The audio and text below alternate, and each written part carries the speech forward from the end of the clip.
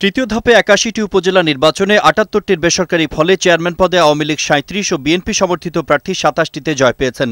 বিএনপির অন্যতম মিত্র জামায়াত সমর্থিতদের জয় এসেছে ৮ উপজেলায়। আওয়ামী লীগ ও বিএনপির বিদ্রোহী প্রার্থী ও স্বতন্ত্র মিলে ৪টি ও পার্বত্য আঞ্চলিক সংগঠন সন্তুলানমার জনসংহতি সমিতি সমর্থিত ২ জন উপজেলা চেয়ারম্যান হয়েছেন।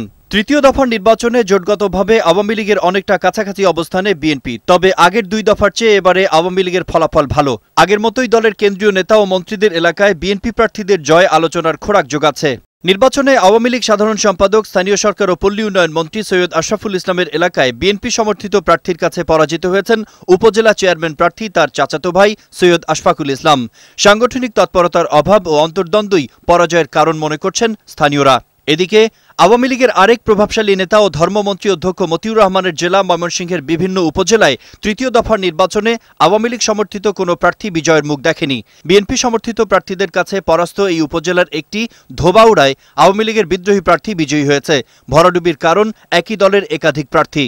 রাঙামাটির বরকলে জেএসএস সমর্থিত মনি চাকমা, বাঘাইছড়িতে একই সংগঠনের বড় ঋষি জয় পেয়েছেন।